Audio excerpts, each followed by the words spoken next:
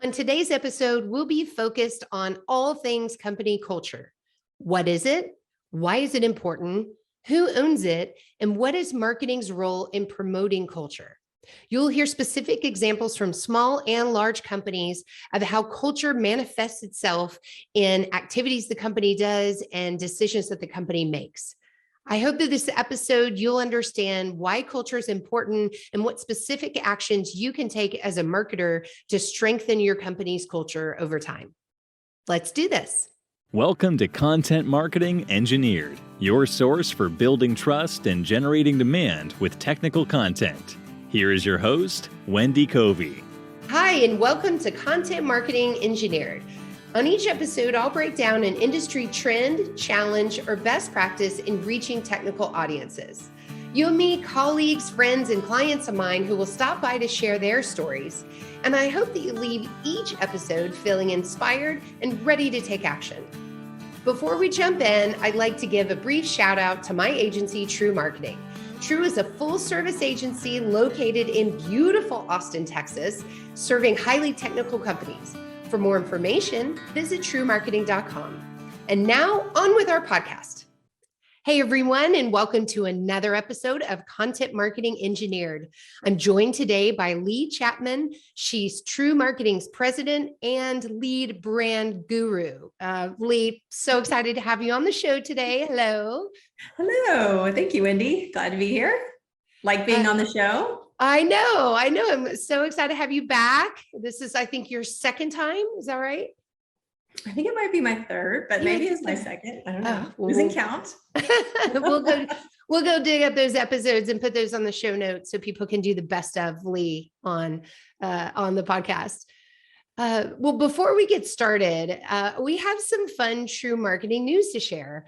Last week, the Austin American Marketing Association held its annual award ceremony, and Lee, you were there along with another couple of folks from the company, Jennifer and Aaron. It looked like a lot of fun looking at the pictures.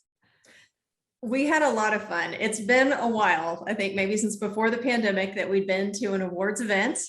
This was downtown Austin in a new kind of hip part of South Congress called the Soho House. So if you ever watched Sex and the City, you might have seen that episode where Samantha and the guys are trying to get into the Soho House and they can't get in, there's not enough memberships. Anyway, this had a back elevator we went up in that we felt really kind of special. Anyway, we had a lot of fun, and we were so privileged to be named as a finalist in 2 award categories, and we ended up winning in both categories. So first off to you, congratulations, because the podcast was the best podcast. So that's amazing. So now you can say award-winning podcast. Nice. Love that. Need to re-record my whole intro now.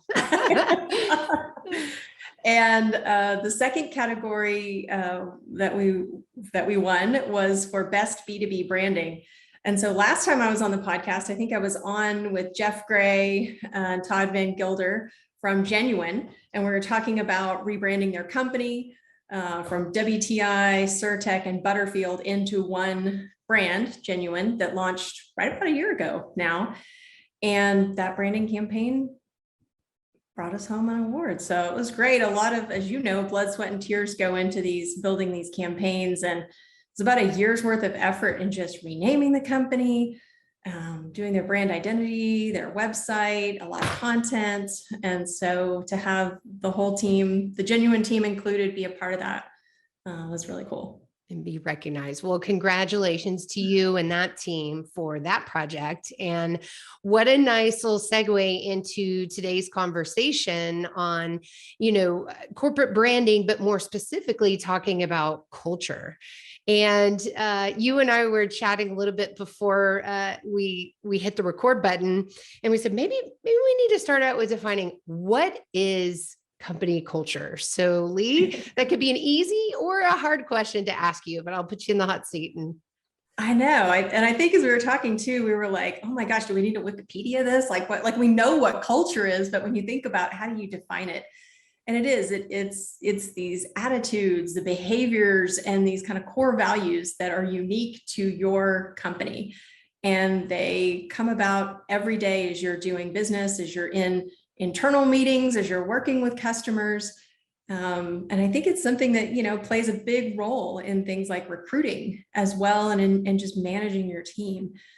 So there's a lot of talk about culture right now, especially with the Great Resignation or the Great Reset, whatever it's being called this week. But more and more, this is being front and center in the news and in a lot of HR articles. So it seems like a great topic for us to chat about today.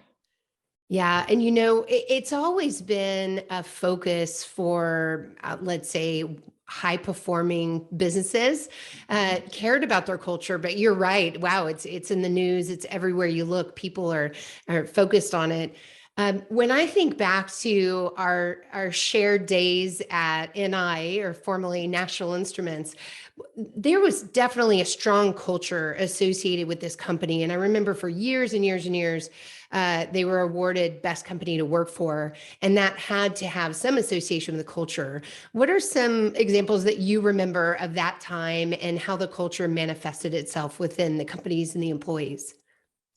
Yes, NI has such a strong corporate culture, and that was always really important to their leadership team as well. And we saw it play out every year when Fortune 100 Best Places to Work announcement came out. And you probably completed one of the surveys, the employee surveys, that kind of anonymous surveys that went out to employees at the company that helped kind of gauge across a variety of categories, people's level of kind of love or affinity for the company. And a lot of that always came down to culture. And back in those days, kind of early 2000s, the average age of employees at NI was like 28 or something like that. It was very young. And so things that were really important in that culture, of course, always, listening and being heard, having a ability to grow your career, right? So many people joined NI right out of college and then grew in their careers. And so that part of the culture, that entrepreneurial spirit, that was a big piece of it. But it was also things like, there were keg parties on Fridays, and there was intramural sports, and people riding scooters around the building. And so that was kind of all a piece of it. And then as we were there longer, and the average age, got up into the 40s, right? And people I remember Dr. Truchard, our CEO, always saying, I used to come into the office and I would just see a bunch of sports cars, and then all of a sudden there were a bunch of minivans and car seats in the back. And so then the culture, right, started to shift, and there were things like family picnics, and we'd rent out theme parks, and everybody would bring their families. And so it's attitudes, beliefs, and core values, but it's also has a lot to do with where your employees are at, where your customers are at. It's all of these kind of different pieces. So Lee, as we go from the 2000s to now, how has culture evolved? And of course, and then you have the pandemic on top of that. I'm sure there's probably another evolution since then. Right. Yeah, I was just reading a report the other day on some recent research that's been done on this by a company called TeamStage. And one of the things that they were pointing out that I think you and I've definitely seen, so it didn't really surprise me to see, but millennials are now making up, more and more of the workforce. They're the largest group in the workforce right now. And culture, this study found people and culture are prized among everything else when millennials are making decisions about where they want to work. And so I think that really kind of stood out to me. And they're wanting things like recognition and meetings, and not just career growth. I think that's kind of a table stake that everybody expects these days. And it's really important to them that they work for a company with strong values, right? And volunteering and vacation and kind of all of these things. This generation really is working to live versus living to work, right? Mm-hmm. So that play hard, work hard culture, it's still there. But it's much more in this vein of balance and feeling like the company that you work for espouses the same beliefs that you do.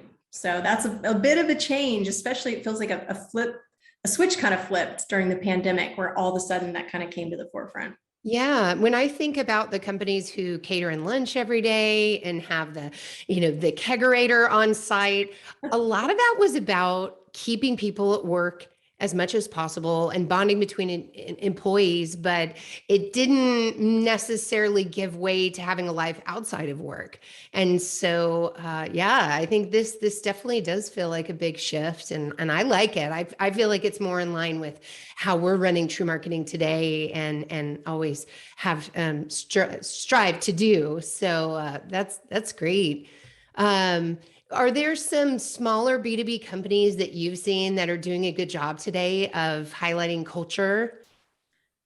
Absolutely. A company that stands out to me that we worked with for a number of years, Hallam ICS. They're headquartered out of Burlington, Vermont, but they are working all along the Eastern Seaboard. And they, I think, are one of the only clients that we ever had that came to us and said, hey, we really think that our culture sets us apart and is unique from other companies in our space. We really want to play it up. We worked with them on this culture campaign, but there were so many pieces of it that they already had baked into what they were doing that it was such an easy campaign, right? It's when you're talking about culture and wanting to market your culture, it's got to be truthful, it's got to be authentic and real.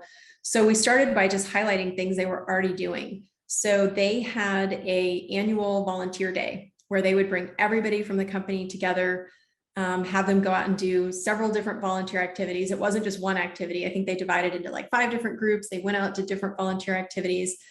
They really had this strong value of social mission that really drew them all together. And they had something like 80% repeat business. And I think like on average, their employees had been there 20 years or more. So whatever they were doing with their culture, it was definitely paying off in terms of not only employee engagement, but customer loyalty and retention. So really was hitting the bottom line. And so they had this whole inspired engineering campaign that we went with that just talked about how everything that they did from their professional work life to their personal life all kind of had this same thread of being inspired to get back to their communities in innovative ways. And so that was a super fun campaign to work on. Like I said, when you've got so many of these pieces to work from, it makes it really easy. But it really came from their CEO, Keith. He believed so strongly in it, as did the rest of the leadership team. And it was something that their customers, like I said, when we would do brand surveys to their existing customers and stakeholders, that was one thing that consistently came back. We looked at other companies that we could have worked with, but the reason that we come back to Hallam time and time again is because of their people. Their people are invested in the company, they're happy. We know we're going to be working with the same team every time we come back to them. And so that just really stood out to me as a company that was doing culture well and reaping all the benefits from it. Why did they see a need to launch a marketing campaign around culture? Was there a goal or a problem they were trying to address? I think they saw it as and we advised and agreed with them that it was a differentiator in how they were running their business from other companies out there. And so we always, to advise our customers, play up your differentiators, your unique strengths, the things that set you apart. And so I think that was the main reason they wanted to do it. Okay. Well, of course, not every company is so self-aware. And I'm sure maybe there's some people listening that are saying, we don't really know who we are. We don't know what our culture is. So who is the person or group of people responsible for defining a company's culture? And when should that happen? Right. I think it's something that, it's not something that happens day one when you're forming a company or when you're in startup mode. And it's something that kind of unconsciously starts happening, right? It's how you go about working day to day. It's how you talk to each other on your team, how you talk to your customers. And so I do really feel like it comes from the CEO and the leader and everything and how it's done. But I do think that marketing plays a very key role in that. As you're marketing the company, you're working with and talking to all the stakeholders. And so, from our brand days, we know that your brand isn't what you say it is, it's what your customers say about you. So having that really strong culture defined and lived every day helps you build that trust and collaboration internally that you then take externally, so that you've got this really cohesive, consistent brand from top to bottom. So marketing doesn't own it. I think everybody really owns the culture, but making sure that you've got a strong one, I think, starts at the top and then needs to kind of permeate through all the different teams within your organization. Yeah, yeah. I like how you put that, because it's one thing to set out your core values as a company, and oftentimes that starts with the formation of a company, but it evolves into your culture and what you're actually doing, what actions you're taking, what behaviors you have, and then your employees help to mold that over time too. And so, there's all these different connection points. Is there ever a time where you need to do a gut check on your culture? Maybe if there's misalignment, or maybe some things need to be defined a little bit different than, way back when at the beginning? I think that's such a good point you bring up. I think there's a couple of ways you can do it. And, there you can do annual internal surveys where you just check within your company to see if people are still feeling like the culture's truthful and consistent and positive, right? There can be positive cultures, there can be negative cultures. You want to make sure you've got this positive culture that everybody feels good in. I think too, anytime you have a person exiting your company, you want to do an offboarding discussion with them, get any feedback there to learn, to see if they feel open to sharing anything with you related to culture that you might want to be aware of.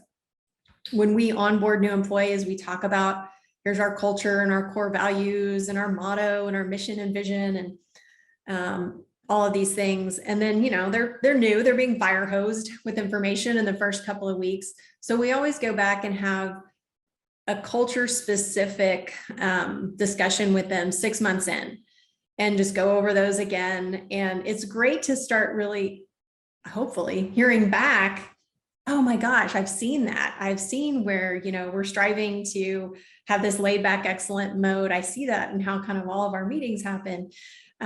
So that, I think you want to see heads nodding. If you start having these conversations and people are kind of looking down or they're kind of quiet, I mean, that might be a trigger to you that maybe something's not right with your culture. And then I think that's an opportunity for you to kind of sit down, if you do annual planning or quarterly planning with your leadership team, to just kind of talk about those elements. Go back and revisit your core values, go back and look at some of those exit interviews, any feedback that maybe your employees have shared with you during your weekly one-on-ones, and kind of just have that honest dialogue with your leadership team, and then figure out where you think you're strong and maybe some opportunities that you need to go back and kind of shore up. I think as much as you can include your employees in helping you cultivate that culture, I mean, they're going to be the ones that feel it and that need to help you nurture it. So I think if you can have that open, honest dialogue, I think that's the best way to keep it feeling authentic, and again, building trust. Okay, so what I just heard, and just to repeat back, so marketing doesn't own culture, but they can help facilitate this disconnect or connection, if you will, between what leadership says the culture is and what people hear when they're onboarding, to where attitudes exist, and helping with that feedback loop, maybe through surveys and things like that. And of course, there's always the role of the manager, that direct manager, to solicit that feedback as well, right? And then separately, marketing can help with campaigns around culture to help with recruiting and even retention. I would think, pride in where you work and reminders. I think maybe some people think back to the cheesy poster days, where you'd have the posters of your core values or whatever on the wall. Right. So maybe we've gone beyond that, but it sounds like there's definitely a role for marketing to play here. Yes. And another thing is, you were just kind of recounting that, it made me think too, we used to talk a lot about in recruiting about if somebody's a culture fit. And with the discussions about diversity inclusion over the last several years, that culture fit can make it sound like we're trying to hire a bunch of cookie cutter people that are exactly like everybody else on the team. And really, it's more of a culture add, right? You want to find people who espouse the same values that you do, but we're not robots, right? So we want to bring in people with different ideas and different thoughts. And I mean, we always learn so much from new people that come into TREW who've had different experiences or worked in different places. And that just makes us better. And so I think that's a really important key thing too in recruiting is, not just looking for that culture fit, but that culture add to make your team even stronger. Yeah, I could see where it's like, yeah, we don't want to all be the same and homogeneous. That's not going to help you move forward as a business. So very good distinction there. So someone's listening and they're like, yeah, we don't have this defined. What can they do? What are some first steps to either solving some of these disconnects or defining this culture? What would you say to do first, second, third, some tactical recommendations? Yeah, I think, first off, get in a room and whiteboard, or right, get on a Zoom call and whiteboard on a Zoom call, throw some things out, ask people, what do you think our culture is? What are the top 3 things that you see about our culture? And then start to look at those. Are they all kind of aligning, or do they all sound kind of similar? Are they very, very vastly different? But you're going to see these commonalities. So look for those common threads, build those out, take a few of those pieces maybe, and that maybe you feel like are opportunities that are there but could be stronger, and then look for some new things that you can do to strengthen those. So TREW was kind of late to the Slack bandwagon, I would say. We use chat. We've been a remote business for 14 years. We had some younger employees come on the team several years back, and they were like, gosh, we feel like we're not having this connection with the team in this remote environment as much. And we really like to use Slack. And some of us older people on the team were, a little slow, like, okay, but we jumped in, and that Slack we've seen over the last years that we've had it implemented has really grown the connection that the team has felt. People come in on Mondays and share pictures from their weekend. Everybody on the team has a pet almost, and there's cats in our screens behind us. Everybody's got a dog.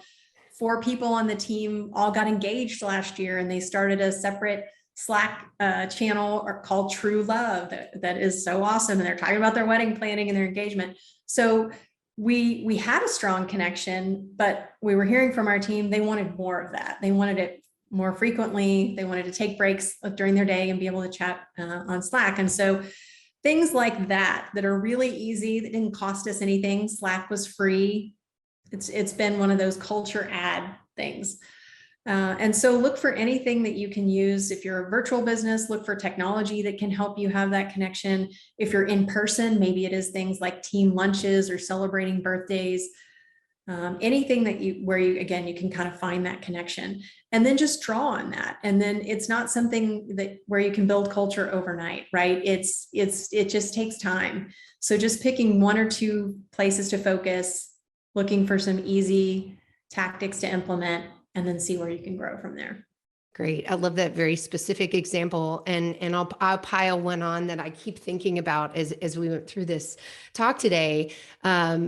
Early on in TREW Marketing's founding, we talked about the importance of work-life balance, but yet we didn't always have the tools to implement it in a way where we could balance load amongst the team or to see when someone's overloaded, and so although we wanted ideally to have this balance, we weren't executing in a way that was protecting people. And so we've now put all these operational tools in place, and even meetings to review things to make sure that we're truly protecting that part of our culture and our employees' time and walking the walk, not just talking the talk.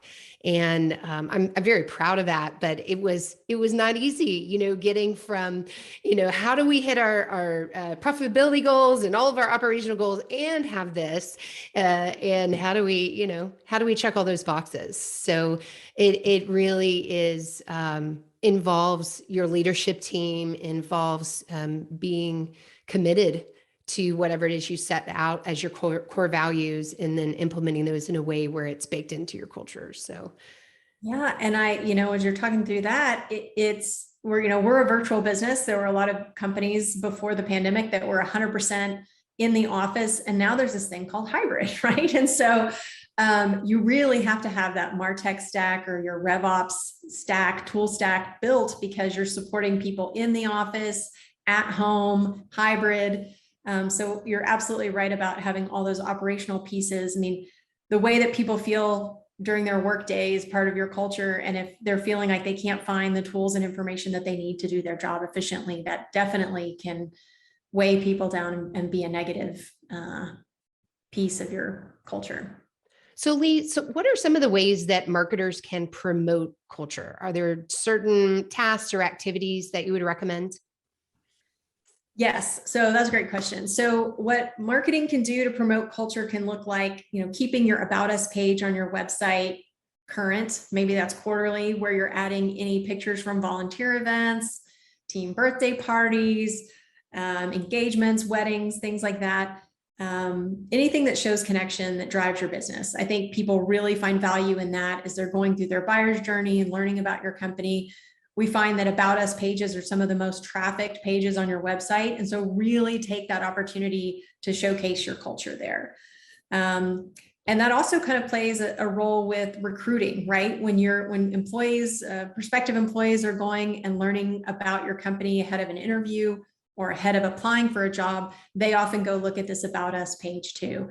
And they also look at your careers page. So take the opportunity to also kind of show your personality and your culture on your careers page.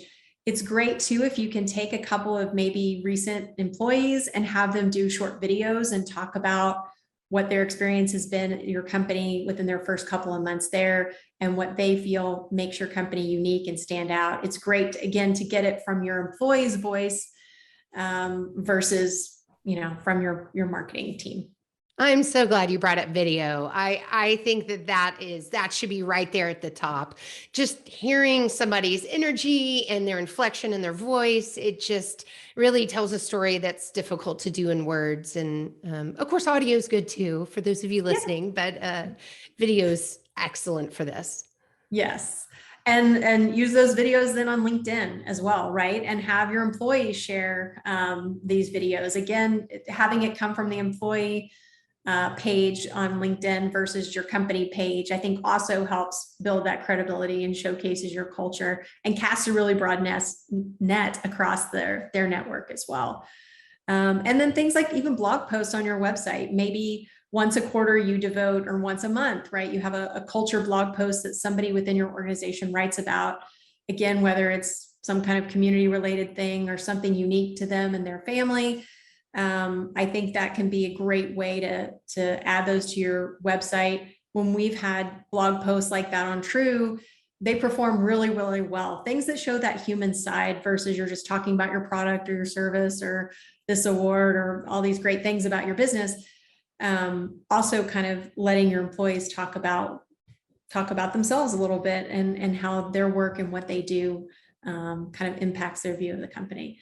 And if they've got a hobby, a really unique hobby that ties in, or they've been on a cool vacation, I think things like that, again, add that human personal element that people find really interesting. So great question. Don't forget to add those kind of culture pieces in your tactical marketing efforts. But Lee, if we just talk about ourselves, are we supposed to talk about the customer and their pain points? Are we breaking a rule here? Well, that's a great point, Wendy. But I would say too that you can pull in photos with your customers, right? So maybe you're going to an event or you're at a trade show and you see your customers there.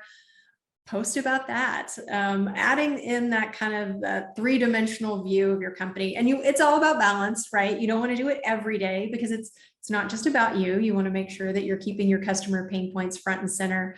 But at the end of the day, people are interested in people too. So having that mix of content, I think, is what it's all about. Well, Lee, I know you ran across an interesting article recently or two on this subject. So I can't remember which publication it was from, though. I'd like to put it in the show notes. Oh yeah, I'll have to look it up. I don't have it right off the top of my head, but there's several out there. And HBR, Harvard Business Review, is one that always is. I think they have a culture piece per issue. And what's great about HBR articles, if you're not already looking at them, is they talk about what's going on in billion-dollar companies and also in startups and everything in between. So you really get a good viewpoint of that. And they also have a lot of research and statistics that kind of back up all their recommendations. So I think that's one that I found most helpful over time. Perfect. And we know our engineering leaders love those statistics. Yes, they Love that do. data. Oh, great. Well, thank you so much for coming on the show today, Lee, and sharing your expertise in this area. I really appreciate it. Absolutely. Thanks for having me, Wendy. Thanks for joining me today on Content Marketing Engineered.